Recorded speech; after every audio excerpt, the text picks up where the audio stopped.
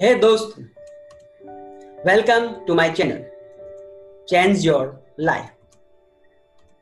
I am your friend Manoj Mal. Today's topic is tax planning. Save your tax, investment for retirement. Tax planning in 5 minutes. Why tax planning?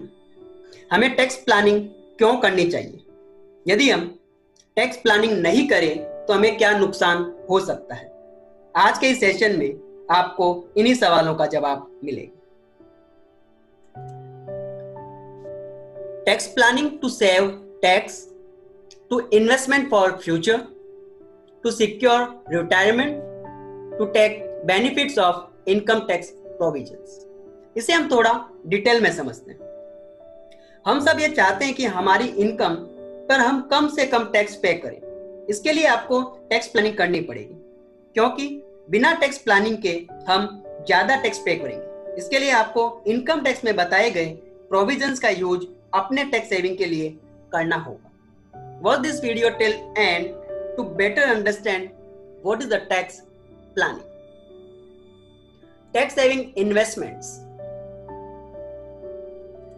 Under section 80C, maximum limit of rupees 1,50,000। इसके अंदर आप PPF में invest कर सकते हैं, NSC में invest कर सकते हैं, टैक्स सेवर एफडीआर में इन्वेस्ट कर सकते हैं, repayment of principal of home loan, invest in LIC, investment in tax saver mutual funds, school fees payment, unit linked insurance plan. Under section 80D mediclaim, आप mediclaim अपनी family के लिए ले सकते हैं। इसमें आप self, spouse and child, limit है 25,000। आप अपने पेरेंट्स के लिए ले सकते हैं, लिमिट है ₹25,000। यदि आपके पेरेंट सीनियर सिटीजन है तो आप अपने पेरेंट्स के लिए ले सकते हैं और उसकी लिमिट है ₹50,000।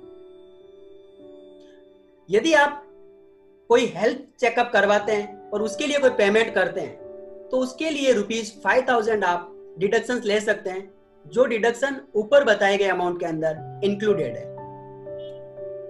Under section 80CCD sub section 1B, maximum limit है ₹50,000 और इसमें आपको नेशनल पेंशन स्कीम के अंदर आप इन्वेस्ट कर सकते हैं। जब आप इन्वेस्ट करेंगे तो आपको चूज करना है वो है tyre 1 for tax deduction. Under section 80E, यदि आपने हायर एजुकेशन के लिए लोन लेके रखा है और उस लोन पे यदि आप इंटरेस्ट पेड करते हो तो उस इंटरेस्ट की अमाउंट पे आपको डिडक्शंस मिलेगा विदाउट एनी लिमिट, और ये डिडक्शंस आपको 8 इयर्स के लिए ही अवेलेबल है। इसके बाद में आपको ये डिडक्शंस इस सेक्शंस में नहीं मिलेगा। अंडर सेक्शन 24, यदि आपने अपना घर लेके रखा है और उस पे लोन लिया है तो लोन पे आप जो इंटरेस्ट पेड करते हो वो इंटरेस्ट आपको अंडर सेक्शन 24 के अंदर मैक्सिमम लिमिट है उसकी 2 लाख रुपीस। यदि आपने कोई इंटरेस्ट से अर्निंग किया है तो उस इंटरेस्ट से मिलने वाली अर्निंग पे भी आपको डिडक्शंस मिलेगा। वो डिडक्शन मिलेगा अंडर सेक्शन 80TTA के अंदर, ₹10,000 ऑन सेविंग बैंक इंटरेस्ट। यदि आप सीनियर सिटीजन है तो ये अमाउंट ₹50,000 होगी। टाइम लिमिट फॉर इन्वेस्टमेंट, यदि आप इनकम टैक्स में बताए गए प्रोविजंस का बेनिफिट लेना चाहते हैं तो आपको ये इन्वेस्टमेंट 31 मार्च से पहले करना होगा, तभी आप ये इन्वेस्टमेंट का बेनिफिट ले सकते हैं। Deductions for salaried person, standard deduction of ₹50,000, HRA as per calculation, LTA as per calculation, profession tax ₹2,500, conveyance allowances on actual expenses, reimbursement, telephone reimbursement, child education, hostel expenditure, food coupons ₹50 per day, uniform allowances। तो ये कुछ allowances जो salaried person को ही मिलेंगे। What if you don't invest?